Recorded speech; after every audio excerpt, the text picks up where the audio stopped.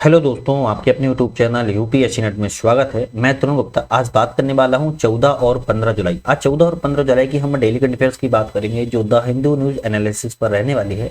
आज की जो हमारी खबरें होने वाली हैं इसको समझ लें तो असुर समुदाय के बारे में यहाँ पर हम देखेंगे। असुर समुदाय कौन सा चर्चा में आ गया इसके बारे में समझेंगे।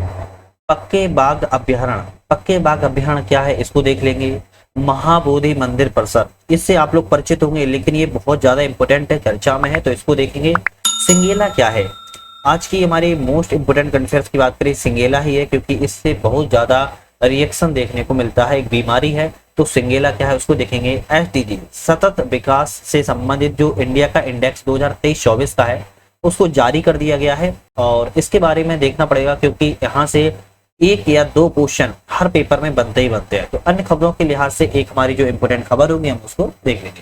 तो जल्दी से ये जो हमारी 6-7 करंट अफेयर्स होने वाली हैं, जल्दी से चैनल को सब्सक्राइब कर लीजिए, लाइक कीजिए, वीडियो को साथ में शेयर कर दीजिए अपने फ्रेंड सर्कल में।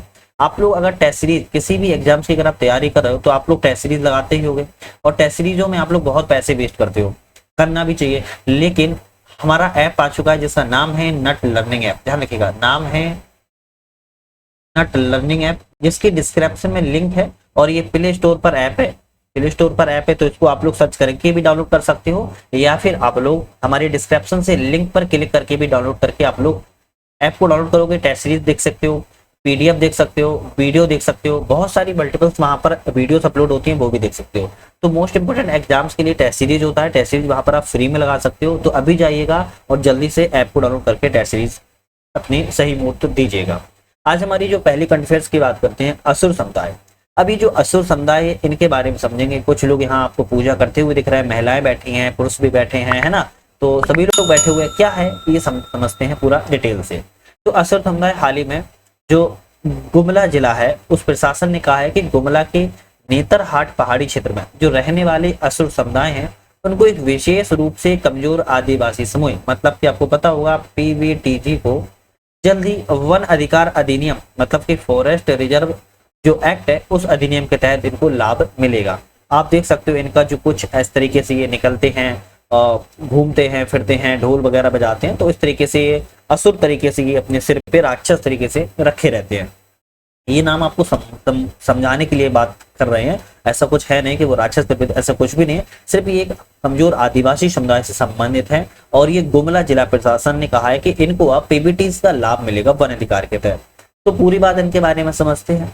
असुर समुदाय एक बहुत छोटा ऑस्ट्रो एशियाई जाति समूह है। कैसा है? ऑस्ट्रो एशियाई जाति समूह है जो मुख्य रूप से भारतीय राज्य, किस राज्य में? झारखंड राज्य में। याद रखिए किस राज्य में बात की जा रहा है? झारखंड राज्य में, मुख्य तौर पर झारखंड में कहां पर?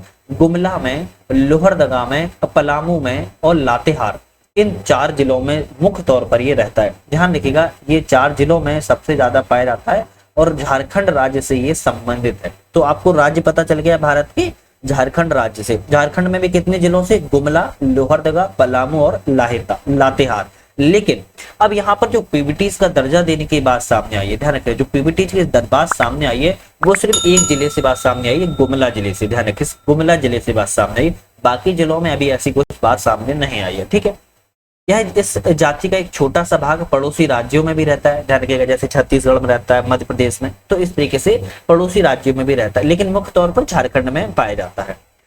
ये विशेष रूप से कमजोर आदिवासी समूह पीबीटी की सूची में शामिल किए गए हैं। इस जनजाति की जो आबादी 2011 की जनगणना के अनुसार देखा जाए तो 23,000 है। 2011 की जनगणना के अनुसार कितनी आबादी है? केवल 23,000 इनकी पॉपुलेशन है। ध्यान रखिएगा ये असुर भाषा बोलते हैं जो ऑस्ट्रो एशियाई भाषा के मुंडा परिवार से संबंधित है। तो यहाँ पर क्वेश्चन बन सकता है जो असुर समुदाय है कौन किस प्रकार की भाषा बोलता है? तो आपको ध्यान रखना है असुर भाषा बोलता है, ऑस्ट्रो एशियाई भाषाओं के मुंडा परिवार से संबंधित है। ठीक है, इनके व्यवसाय की बात करें भैया, जब रहते हैं जीवन यापन करते हैं तो कुछ व्यवसाय भी करते होंगे। तो पारंपरिक रूप से लोहा गलाने का काम करते हैं। किसका? लोहा गलाने का ये सबसे ज्यादा कार्य करते हैं। ये कभी कभी शिकारी संग्राहक के रूप में भी कार्य करते हैं। जो स्थानांतरित कृषि होती है उसको भी करते हैं। हालांकि इनमें से अधिकांश लोग कृषि में संलिप्त हैं। लोहा तो गलाने का इनका प्रमुख व्यावसायिक पारंपरिक है ही है, लेकिन ये कृषि में ज्यादातर ये संलिप्त देखने को मिल रहे हैं। 2011 की जनगणना की में देखा गया है कि 91.19% मतलब कि 91.19% जो कृषक के रूप में सूचीबद्ध इनको किया गया। तो लगभग 100% में देखोगे तो कितना 90-92% ये कृषि के क्षेत्र में ये कार्य में संलिप्त है। इनकी जो लोहा गलाने की स्वदेशी तकनीक है इसी की एक अलग पहचान देती है। ध्यान रखिएगा, जो लोहा गलाते हैं बहुत अलग तकनीक से गलाते हैं, क्योंकि ये प्राचीन असुरों के वंशज होने का भी दावा करते हैं और जो धातु शिल्प की कला से जुड़े हैं, इसीलिए इनकी जो लोहा गलाने की तकनीक है वो स्वदेशी रूप से अलग ही तकनीक है। असुर जो महिलाएं होती हैं वो लोहे ऐश को गलाते समय गर्भवती मां से संबंधित एक गीत भी गाती हैं। ध्यान रखिएगा, भट्टी को एक स्वस्थ बच्चा देने के लिए प्रोत्साहित करते हैं, अर्थात जो अयस्क से अच्छी गुणवत्ता और मात्रा में लोहा प्राप्त होता है और बेरा के अनुसार यहीं से वे प्रजनन पथ से जुड़ जाती है। तो ऐसा इनका मानना है, इनके उसमें मतलब कह सकते हो धर्म है कि जो महिलाएं होते हैं वो गर्भवती मां से संबंधित गीत गाती हैं लोहा गलाते समय। अब जो लोहा का ऐसे का काम करती हैं, जो अब वो भट्टी के पास है, तो एक वो मानती हैं कि अगर हम भट्टी के पास कार्य कर रहे हैं तो स्वस्थ बच्चा होगा, उसके लिए प्रोत्साहन करती हैं, गीत गाती रहती हैं। जिस तरीके से अच्छा लोहा ऐसा गुणवत्ता मात्रा में पाया जाता है लोहा में भी, तो इसी तरीके से इनका कहना है कि प्रजनन जो क्षमता है वो भी अच्छी जुड़ जाती है। लेकिन आजकल ये जो आबादी एक बड़ा हिस्सा खनन कार्य से भी जुड़ता चला जा रहा है। तो ये लोहा गलाने के साथ साथ आप देखोगे, लोहा गलाने के साथ साथ इनकी जो आबादी का एक हिस्सा है कृषि कार्य में भी संलिप्त है, और अभी वर्तमान में किस क्षेत्र में, ये खनन कार्य में, जो खनन होता है ना उस कार्य में भी ये लगते हुए नजर आ रहा है, जुड़ते हुए नजर आ रहे हैं। तो इस तरीके से असुर समुदाय, यहाँ से आपके 1 या 2 क्वेश्चन बनना स्वाभाविक है, याद से ध्यान रखना है। वीडियो समझ में आए तो 1 से 2 बार देख लेना, बट यहाँ से 1-2 क्वेश्चन जरूर आएंगे। ठीक है, हम इनके समाज के बारे में देखें। समाज में देखा जाए तो असुर समाज में 12 कुलों में विभाजित है। कितने? 12 कुलों में विभाजित है। इन असुर कुलों का जो नाम है वो अलग अलग जानवरों और पक्षियों और खाद्यान्नों के नाम पर रखा गया है। याद रखिएगा, इनके जो 12 कुल हैं, इनके 12 कुलों के जो नाम है वो जानवरों के नाम पर, पक्षियों के नाम पर और जो खाद्य सामग्री है उसके नाम पर रखे गए हैं। कबीले के बाद परिवार की दूसरी सबसे प्रमुख संस्था मानी जाती है। स्वयं की सामुदायिक परिषद जाति पंच होती है। इनकी स्वयं की एक सामुदायिक परिषद है जो कि जाति पंच है, जहां विवादों का निपटारा इनका किया जाता है। ये खैरवार, मुंडा और अन्य पड़ोसी जनजातियों के साथ कथित तौर पर रिश्तेदारी संबंध भी बनाते हैं। तो एग्जाम में ये क्वेश्चन तो नहीं आएगा रिश्तेदार कहाँ से बनाते हैं, लेकिन ये आ सकता है कि जो अन्य जातियां हैं किन के साथ संबंधित रहते हैं। तो ध्यान रखना है, खैरवार जनजाति के साथ, मुंडा जनजाति के साथ ये मुख्य तौर पर संबंधित रहते हैं, ये एक तरीके से रिश्तेदारी निभाते हैं।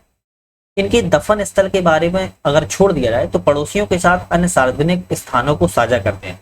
मतलब कि ये दफन स्थल को साझा नहीं करते हैं, बाकी सभी चीजों को ये सार्वजनिक तौर पर स्थानों को साझा करते हैं अपने पड़ोसियों के साथ, जो खैरवार जाति है, मुंडा है, इन सभी के साथ। पारंपरिक पुरुष परिधान है, ये ध्यान रखना है, महिलाएं यहाँ परिधान नहीं है, पुरुष परिधान होती है, धोती होती है। क्या होती है? पुरुष प्रधान की यहाँ पर धोती होती है, जबकि महिलाएं शरीर पर आभूषण के रूप में टैटू वगैरह यहाँ पर खुदवा लेती है, निशान करवा लेती है, जैसे हम टोटोमिक वस्तुओं को दर्शाती है। ध्यान रखना है, तो पुरुष क्या पहनते हैं? धोती पहनते हैं, ठीक है, और महिलाएं शरीर पर आभूषण के साथ साथ क्या टैटू वगैरह बनवा लेती है। असुर एकल विवाह के नियम का पालन करते हैं। ये कैसे? केवल एक विवाह का पालन करते हैं, लेकिन ये बांझपन होने पर, विधुर होने पर और विधवा होने पर ये 2 विवाह भी कर सकते हैं, या फिर बहु विवाह के नियम का भी पालन कर लेते हैं। अगर नॉर्मल की बात की जाए कि वैसे तो ये सिंगल विवाह, सिंगल मैरिज करते हैं, बट अगर हो सकता है कि महिला में बांझपन हो, विधुर हो, या फिर महिला विधवा हो जाए, जैसे पति हस्बैंड उसके खत्म हो जाए, तब ये दूसरे विवाह की ओर चले जाते हैं, दूसरा विवाह कर सकते हैं। ये विवाह मामलों में अंतर विवाह के नियम का मतलब कि एक दूसरे की जाति में विवाह का पालन करते हैं। अगर इनके धर्म की बात करें तो असुर धर्म जीववाद, सजीवतावाद, प्रकृतिवाद और पितृ पूजा का मिश्रण है। तो ये इनका जो धर्म है वो असुर धर्म जीववाद पर है, सजीवतावाद पर है, प्रकृतिवाद पर है और पितृ पूजा पर है। तो असुर समुदाय के बारे में आपने बहुत अच्छे से समझा होगा, क्योंकि अभी चर्चा में है तो कई सारे एग्जाम भी आ रहे हैं, तो इससे बारे में एक क्वेश्चन बन सकता है। हो सकता है इसके में पूरा क्वेश्चन पूछ ले, तो इसको आप थोड़ा सा डिटेल से देखिएगा। हो सकता है आपको पहली बार समझ में आए, पर 1-2 बार में वीडियो पूरी आपको समझ में आ जाएगी। वैसे इसकी पीडीएफ अगर आपको डाउनलोड करना है तो हमारे टेलीग्राम चैनल से ऑटोमेटिक डाउनलोड कर सकते हो, और आप हमारे ऐप से भी कर सकते हो। ध्यान रखें, ऐप से भी कर सकते हो और टेलीग्राम चैनल से भी कर सकते हो, तो ये अच्छी चीज है ना। तो अब नेक्स्ट बात करते हैं पक्के बाघ अभ्यारण्य। ये जो बाघ अभ्यारण्य कितना खूबसूरत दिख रहा है ना, उतनी खूबसूरत इसके बारे में बातें भी हैं। पक्के बाघ अभ्यारण्य के बारे में समझेंगे। ये माता जी हैं और ये इनके बच्चे घूम रहे हैं, है ना। तो इनके बारे में समझते हैं पाक अभ्यारण्य में। तो वन जीव बचाओ दल के द्वारा लोहित जिले के, ध्यान रखें किस जिले के, लोहित जिले के कोलूटांग गांव से 4 महीने की एशियाई भालू शावक को बचाया गया है और पक्के बाग अभ्यारण्य में भालू पुनर्वास संरक्षण केंद्र के लिए उसको स्थानांतरित कर दिया गया।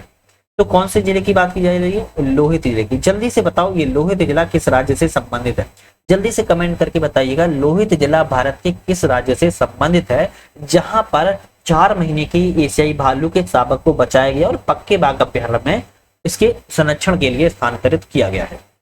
पक्के बाग अभ्यारण्य के बारे में समझे तो ये लोहित मतलब कि अरुणाचल प्रदेश के पूर्वी कामेंग जिले में स्थित है। आप लोगों ने बताया नहीं, मैं आपको बता दूं, ये जो स्थिति यहाँ पर देख पा रहे होगे ये आपको मिलेगा क्या, अरुणाचल प्रदेश। यहीं पर अरुणाचल प्रदेश में कामेंग जिला है। कौन सा है, कामेंग जिला है अरुणाचल प्रदेश में, और इस कामेंग जिले के पास में ही पक्के बाग अभ्यारण्य है, वहीं पर स्थानांतरित किया गया है।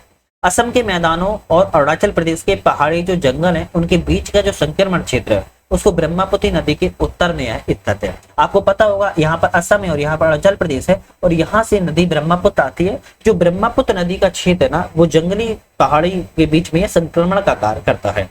उत्तर में टेंगा संरक्षित वन और पश्चिम में दोईमारा संरक्षित वन, दक्षिण में नामेरी राष्ट्रीय उद्यान और बाघ अभ्यारण्य असम में, और पूर्व में कुछ कृषि भूमि और पापुम संरक्षित वन यहाँ से घिरा हुआ है। तो पक्के बाग अभ्यारण्य की बात करें तो नॉर्थ में देखोगे तो टेंगा संरक्षित वन है, जहाँ पे नॉर्थ में। अगर हम ईस्ट वेस्ट में देखें तो दाईमारा संरक्षित वन है, साउथ में देखें तो नामेरी राष्ट्रीय उद्यान पड़ता है, और अगर पूरब में देखें तो यहाँ पर कुछ कृषि भूमि है वो वहां पर देखने को मिलती है। तो चारों तरफ से ये कहीं ना किसी भूमि से घिरा हुआ है। ठीक है, यह पश्चिम और उत्तर में बरेली और कामेंग नदी है। इसके पश्चिम और उत्तर में, मतलब की बात अगर देखी जाए तो नॉर्थ वेस्ट में इसकी बरेली और कामेंग नदियां हैं, पूरब में पक्की नदी से घिरा हुआ है। इसका जो कुल क्षेत्रफल है 862 वर्ग किलोमीटर में फैला हुआ है, और इसकी जो ऊंचाई है 100 से लेकर 2000 मीटर तक की यहाँ पर ऊंचाई देखने को मिलती है। यहाँ के जो भूदृश्य में उच्च प्रजाति विविधता देखने को मिलती है, और वो भी स्थानिकता, मतलब कि स्थानिक तौर पर यहाँ पर उच्च विविधता देखने को मिलती है, क्योंकि यह भारतीय और मलय पारिस्थितिक क्षेत्रों के बीच का संक्रमण क्षेत्र है। अगर यहाँ पर हम वन की बात करें तो यहाँ पर तराई अर्ध सदाबहार वन देखने को मिलते हैं, सदाबहार वन और पूर्वी हिमालय की चौड़ी पत्ती वाले वन भी यहाँ पर शामिल है। वनस्पति यहाँ पक्के बाग अभ्यारण्य में देखी जाए तो पॉली एल्थिया सीमियारम और टेरोस्पर्म एसरीफोलियम, स्टूलिया अलाटा और स्टीरियोस्पर्म, यहाँ पर कई सारी वनस्पतियां देखने को मिलती हैं, जैसे डुबांगा गैंडीफ्लोर है, एंथिलस ग्रैंडिस है। तो यहाँ पर कई सारी वनस्पतियां भी देखने को मिल जाती है। इस क्षेत्र में जो बांस की लगभग 8 प्रजातियां देखने को मिलती हैं। वेरी इंपोर्टेंट है, अगर आप 8 प्रजातियां बांस की थोड़ा सा नेट पे सर्च करके लिख लेना या फिर ध्यान कर लेना तो थोड़ा सा ठीक रहेगा। तो बांस की 8 प्रजातियां यहाँ पर देखने को मिलती है। अगर यहाँ पर हम जीव जंतु की बात करें तो बाघ, तेंदुआ, धूमिल तेंदुआ, जंगली बिल्ली, जंगली कुत्ता सियार, हिमालयी कालू भालू, पिटूरोंग, हाथी, गौर, सांभर, हॉग डियर, बार्किंग डियर, जंगली शुअर, पीले गले वाला मार्टिन, मलायन विशाल गिलहरी, उड़ने वाली गिलहरी इत्यादि यहाँ पर जीव देखने को मिलते हैं। तो ये पक्के बाग अभ्यारण्य के बारे में और असुर समुदाय के बारे में जरूर ध्यान रखिएगा। तो यहाँ पर मैंने 2 करंट अफेयर्स की बात कही है, एक तो आपकी बात कर ली है मैंने असुर समुदाय की, ठीक है, और इसके बारे में आपको बहुत डिटेल से पढ़ना है क्योंकि ध्यान रखना है एग्जाम में आ सकता है। और नेक्स्ट हमने बात की है पक्के अभ्यारण्य की, ठीक है। तो यहाँ पर 2 मैंने बात कर ली और दोनों ही आपको पता है कि इंपोर्टेंट है, इसमें से पक्के समुदाय वेरी इंपोर्टेंट है। अब हम बात करेंगे महाबोधि मंदिर परिसर की। वैसे तो आप लोग इस मंदिर के परिसर से परिचित है, लेकिन अभी खबर में है तो इसको समझ लेते हैं। तो जल्दी से लाइक शेयर सब्सक्राइब कर लीजिए चैनल को और ऐप को डाउनलोड कर लीजिए। वहां पर आप लोग ऐप पर डाउनलोड करके टेस्ट सीरीज लगा सकते हो, ध्यान रखिएगा। और टेस्ट सीरीज लगाने के साथ साथ आप वहां पर पीडीएफ भी डाउनलोड कर सकते हो इस टेस्ट सीरीज की, तो जल्दी से ऐप को डाउनलोड करके लगा लीजिएगा। बात करते हैं चर्चा में क्यों है महाबोधि मंदिर या परिसर।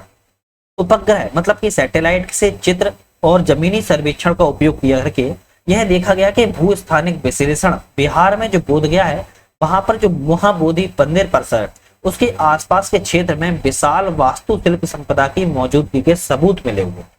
कैसे मिला है? सैटेलाइट से चित्र किया गया और जमीनी सर्वेक्षण से देखा गया है जो महाबोधि मंदिर परिसर है उसके जो आसपास के क्षेत्र है वहां पर विशाल वास्तुशिल्प संपदा से मौजूदगी की वहां पर उपस्थिति का पता चला है। महाबोधि मंदिर के बारे में समझते हैं। भगवान बुद्ध के जीवन से संबंधित 4 पवित्र स्थानों में से एक है ये, जो बुद्ध के ज्ञानोदय बोधि के स्थान को चिन्हित करता है। ध्यान रखना है, जो बुद्ध के ज्ञान प्राप्ति के स्थान को संबोधित करता है। यह मध्य बिहार में बोध गया में निरंजना नदी के तट पर स्थित है। तो एग्जाम में आ सकता है कि बोध गया किस नदी के तट पर है? निरंजना नदी के तट पर है। किस राज्य में स्थित है? तो बिहार राज्य में स्थित है। ये कहां पर है? मध्य बिहार में बोध गया जिले में निरंजना नदी के तट पर स्थित है। यह भारत की प्रारंभिक ईंटों के कुछ जीवित उदाहरणों में से एक है। मतलब कि यहाँ पर प्रारंभिक काल की ईंट भी देखने को मिल जाते हैं। प्रथम जो मंदिर है सम्राट अशोक ने 3री शताब्दी ईसा पूर्व बनाया था। तो इस मंदिर का निर्माण किसने करवाया था? अशोक ने करवाया था। कब करवाया था? तो 3री शताब्दी में करवाया था। वर्तमान में जो मंदिर है उसको 5वीं और 6वीं शताब्दी मंदिर का जो देखने को मिलता है। ठीक है, यह पूरी तरह से ईंट से निर्मित है और सबसे प्रारंभिक बौद्ध मंदिरों में से एक के रूप में इसको माना जाता है, जो कि गुप्त काल के अंत से तक अभी तक खड़ा हुआ है। मतलब कि कहा जा रहा है अशोक के काल से तो बना है लेकिन गुप्त काल से लेकर यहाँ पर अभी तक जो कुछ देखने को मिलते हैं निर्मित, वो सभी यहाँ पर देखने को मिलते हैं महामंदिर के रूप में। इसका सदियों में ईंट वास्तुकला के विकास पर महत्वपूर्ण प्रभाव रहा है। सॉरी, यहाँ पर जो ईंट वास्तुकला है वो सदियों पुरानी है और ये प्रमुख तौर पर ये वेरी इंपॉर्टेंट है। पत्थर की जो नक्काशीदार रेलिंग है ये बहुत ही ज्यादा महत्वपूर्ण है। पत्थर की नक्काशी का एक प्रारंभिक उत्कृष्ट उदाहरण है। इसको विश्व धरोहर स्थल के रूप में मान्यता दी गई थी। कब दी गई थी? 2002 में। ध्यान रखिएगा, इसको विश्व धरोहर के रूप में मान्यता 2002 में दी गई थी। विशेषताओं की बात किया है तो वर्तमान मंदिर परिसर में 50 मीटर ऊंचा भव्य मंदिर है। एक संलग्न क्षेत्र जो कि 6 पवित्र स्थान है। दक्षिण में घेरे के ठीक बाहर 7वां कमल का तालाब स्थित है। तो आप लोग इसके बारे में जान लीजिए और देखने भी जा सकते हो। यहाँ पवित्र स्थानों में सबसे महत्वपूर्ण विशाल बोधि वृक्ष है। कौन सा है? विशाल बोधि वृक्ष है, जिसका आप कह सकते हो कि यहाँ पर महात्मा बुद्ध को यहाँ पर ज्ञान प्राप्त हुआ था। लेकिन ये बुद्ध वो वृक्ष नहीं रहा है। अब ये वृक्ष बहुत बार कट चुका है और इसका जो अभी वर्तमान में जो वृक्ष है यहाँ से इसको टच नहीं कर सकते हो, सिर्फ यहाँ से गिरी हुई पत्तियों को ही सिर्फ आप उठा सकते हो।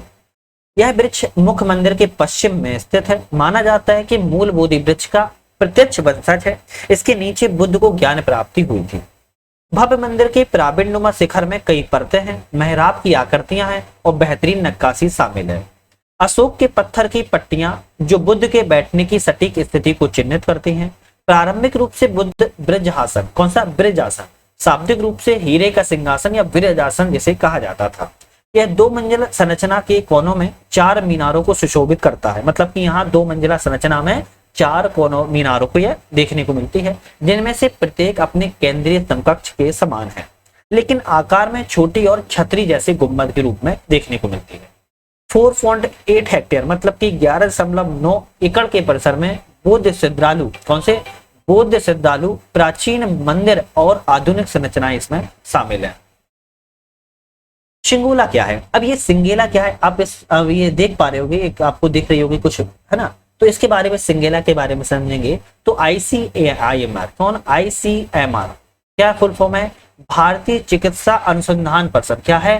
भारतीय चिकित्सा अनुसंधान परिषद ने शिंगेला संक्रमण के लिए सफल वैक्सीन बनाने के एक भारतीय भागीदारी का दावा किया हुआ है। क्या दावा किया है? तो सिंगेला के बारे में समझें। सिंगेला एक जो बैक्टीरिया के परिवार के कारण होने वाला एक आंतों का संक्रमण है। किसका? आंतों का। मनुष्य के आंतों में संक्रमण हो जाता है, उसके बैक्टीरिया परिवार के कारण होता है। सिंगेला की 4 प्रजातियां हैं। सिंगेला सोनई, सिंगेला फ्लेक्सनेरी, सिंगेला बॉयडी, सिंगेला डिस्टेरिया। ये जो 4 प्रजातियां हैं एग्जाम में आ सकती हैं, तो ध्यान रखना। लक्षण की बात किया तो इसको अगर हो जाता है तो लक्षण क्या है? जो दस्त है वो होने लगते हैं और क्या होने लगता है? हेलो, पेट में दर्द और ऐंठन होने लगती है, बुखार आने लगता है, उल्टी या मतली जैसी चीजें यहाँ पर देखने को मिलती हैं। इसका संचरण कैसा होता है? एक बहुत संक्रामक है। कैसा है? एक बहुत संक्रामक है। साथ में लोग सिंगेला के संक्रमित हो जाते हैं। जब भी सिंगेला से संक्रमित व्यक्ति के मल से बैक्टीरिया की थोड़ी मात्रा भी संपर्क में आ जाते हैं तो वह निगल लेते हैं। ध्यान रखिएगा। 5 वर्ष से जो कम उम्र के बच्चे होते हैं उनमें संक्रमण होने की सबसे अधिक संभावना होती है, लेकिन ये किसी भी उम्र में हो सकते हैं ऐसा नहीं है। टीका, वर्तमान में सिंगेला कई कहा जाता है कि कोई टीका इनका उपलब्ध नहीं है। वर्तमान में टीका इसके लिए कोई उपलब्ध नहीं है। सावधानियों की बात किया तो भोजन से पहले और बाद में अपने हाथों को अच्छी तरह से धोएं। मल त्याग के बाद अपने हाथ ठीक से धोएं। सुनिश्चित करें कि आप जो पानी पीते हैं वह साफ हो और फल एवं सब्जियां ताजी हो। तो ये सिगेला के बहुत ज्यादा मतलब इम्पैक्ट है, तो इससे आप लोगों को सभी को बचना है। रोग का बोझ, अब रोग का बोझ क्या है, तो एक अनुमान लगाया गया है कि सिगेला दुनिया भर में बहुत बड़ी बीमारी का बोझ पैदा करता है। इससे सालाना लगभग 125 मिलियन डायरिया के मामले सामने आते हैं और लगभग 1,60,000 मौतें देखने को मिलती हैं, जिनमें से 1/3 5 साल से कम उम्र के बच्चों से जुड़ी हुई होती हैं। तो यहाँ पर आप देखोगे तो ये बहुत ज्यादा खतरनाक है। एसडीजी, इंडिया इंडेक्स क्या है 2023-24 का, जो कि एसडीजी का है, हम इसके बारे में समझते हैं। तो नीति आयोग ने, किसने, नीति आयोग ने एसडीजी इंडिया इंडेक्स का चौथा संस्करण को जारी किया हुआ है। इस वर्ष भारत का जो समग्र एसडीजी स्कोर है वो 2020-21 में 66 अंकों से बढ़कर 2022-23-24 में 71 अंक पहुंच चुका है। मतलब कि 2020-21 की अगर स्थिति देखा जाए तो 66 अंक थे, लेकिन वहीं अगर 2023-24 की स्थिति देखा जाए तो 71 अंकों पर यह पहुंच चुका है। यह गरीबी उन्मूलन, आर्थिक विकास, जलवायु कार्रवाई में प्रगति को दर्शाता है। किसको, गरीबी को दिखाता है कि गरीबी कम हो रही है, आर्थिक विकास को दिखाता है कि अच्छा हो रहा है, और जलवायु कार्रवाई को दिखाता है कि बढ़िया प्रगति दर्शाई जा रही है। एसडीजी इंडिया इंडेक्स के बारे में समझें, क्या है, संयुक्त राष्ट्र सतत विकास लक्ष्यों, मतलब कि सस्टेनेबल डेवलपमेंट ग्रोथ गोल्स है जो उनके टारगेट्स पर कार्य करता है। इस पर राष्ट्रीय और उपराष्ट्रीय प्रगति को मापने का यह प्रमुख उपकरण है। इसका प्रथम संस्करण कब जारी किया गया था, तो वर्ष 2018 में इसको प्रथम संस्करण जारी किया गया था। इसकी कार्य क्या है, तो सतत विकास लक्ष्यों को प्राप्त करने में जो राज्य और केंद्र शासित प्रदेश हैं उनके प्रदर्शन का आकलन करना इसका प्रमुख कार्य है। गणना कैसे होती है, तो प्रत्येक राज्य और केंद्र शासित प्रदेश के एसडीजी पर जो लक्ष्यवार स्कोर है इसकी गणना की जाती है। ये स्कोर 0 से 100 के बीच होते हैं, जहां पर 100 जो शीर्ष प्रगति का संकेतक होता है। मतलब कि अगर टॉप अंक हासिल करना है तो आपको 100 स्कोर पर करना होगा, और अगर 0 है तो आपका सबसे खराब प्रदर्शन है। एसडीजी इंडेक्स 2023-24 के जो निष्कर्ष हैं उनको देखें तो सभी राज्यों के समग्र प्रदर्शन में सुधार हुआ है। मतलब कि ऑल स्टेट है उन ऑल स्टेट्सों पे यहाँ पर अच्छा प्रदर्शन देखने को मिला है। यहाँ पर केरल और उत्तराखंड की बात करें, किसकी, केरल और उत्तराखंड की बात करें तो सतत विकास के लक्ष्य प्राप्त करने में 79 अंकों के साथ संयुक्त रूप से ये टॉप हासिल इन्होंने किया है। तमिलनाडु ने 78 दूसरा स्थान हासिल किया और गोवा ने 77 अंकों के साथ तृतीय स्थान हासिल किया है। तो आप यहाँ पर थोड़ा सा 4-5 राज्यों का इंपोर्टेंट रहता है, तो उसको ध्यान रखो। केरल और उत्तराखंड टॉप पर है 79 के साथ, तमिलनाडु 78 और गोवा 77। सूचकांक में सबसे खराब प्रदर्शन करने वाले राज्य की बात किया तो बिहार 57 के साथ है, सबसे निचले पायदान। इसके बाद मतलब कि बिहार से थोड़ा ऊपर झारखंड 62 पर है और नागालैंड इससे ऊपर 63 पर है। तो हम बिहार की अगर स्थिति देखें तो सबसे खराब है, उसके बाद झारखंड की और उसके बाद नागालैंड की है। तो इस तरीके से ये स्थिति खराब है। अंकों की बात करें तो बिहार का 57 है, झारखंड का 62 है और नागालैंड का 63 है, और सबसे ज्यादा किसका है, केरल और उत्तराखंड का 79 है। अगर हम केंद्र शासित प्रदेश यूटीज की बात करें तो चंडीगढ़, जम्मू कश्मीर, पुडुचेरी, अंडमान निकोबार और दिल्ली ने अपने टॉप प्रदर्शन में स्थान पर टॉप पे रहे हैं। अगर हम वर्ष 2018 से 2023-24 के मध्य में सबसे तेजी से आगे बढ़ने वाले राज्यों की बात करें, मतलब कि 2018 से 2023-24 में जो सबसे तेजी से आगे बढ़ने वाले राज्य हैं, उत्तर प्रदेश समग्र स्कोर में 25 अंकों की वृद्धि के साथ टॉप पर रहा है। कौन, उत्तर प्रदेश। ध्यान रखिएगा, उत्तर प्रदेश में 2018 से 2023-24 के मध्य में सबसे तेजी से वृद्धि की है और उत्तर प्रदेश 25 अंकों के साथ सबसे ज्यादा अंक इसने प्राप्त किए हैं इसमें तेजी में आगे बढ़ने में। इस सूचकांक के अनुसार लक्ष्य 1 में गरीबी उन्मूलन, लक्ष्य 8 में समुचित निर्माण कार्य और आर्थिक विकास, लक्ष्य 13 में जलवायु के अनुकूल कार्रवाई, लक्ष्य 15 में भूमि पर जीवन प्रगति देखी जाती है। तो ये थोड़ा सा आपको ध्यान रखना है। टारगेट 1, एसडीजी 1, एसडीजी 8, एसडीजी 13 और एसडीजी 15। महाराष्ट्र में स्कूलों के पास जो कैफीन है उसकी ऊर्जा पर पेय बिक्री पर प्रतिबंध लगा दिया गया। तो महाराष्ट्र ने लगाया, क्यों लगाया, चर्चा में क्यों, देखते हैं। तो महाराष्ट्र की सरकार ने स्कूलों के पास जो उच्च कैफीन वाले जो ऊर्जा के पेय पदार्थ है उसकी बिक्री के प्रतिबंध पर निर्णय लिया हुआ है कि वहां पर बिक्री नहीं होगी। इसके तहत महाराष्ट्र में स्कूलों के 500 मीटर के दायरे में जो कैफीन वाले एनर्जी ड्रिंक्स है उनकी बिक्री पर प्रतिबंध लगा दिया गया। मतलब कि जो मान लो यहाँ पर एक स्कूल है और इस स्कूल के 500 मीटर के दायरे में जो उच्च कैफीन वाले एनर्जी ड्रिंक होते हैं वहां पर प्रतिबंध है, वहां पर बिक्री नहीं होगी। यह निर्णय मुख्य रूप से कैफीन के सेवन को विनियमित मतलब कि रेगुलेट करने के लिए किया गया कि छात्रों के स्वास्थ्य की रक्षा करना। वर्तमान नियमों के अनुसार 1 लीटर कार्बोनेटेड या फिर गैर कार्बोनेटेड पेय में 145 मिली से 300 मिली के बीच कैफीन की मात्रा की अनुमति होती है। कैफीन की बात की जाए तो एक कैफीन एक उच्च शक्तिशाली उत्तेजक होता है, मस्तिष्क और तंत्रिका तंत्र को बहुत ही ज्यादा उत्तेजित करता है।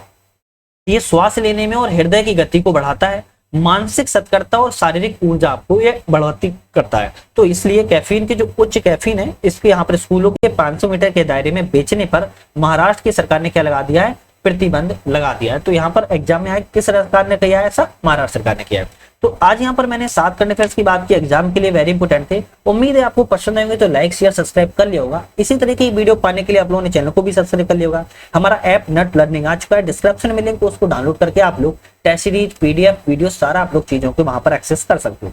तो आज ही जाइएगा, अभी आप लोग जरूर डाउनलोड कर लीजिएगा। आज ही समाप्त करते हैं आप लोगों को वीडियो पर मिलकर बहुत बहुत धन्यवाद।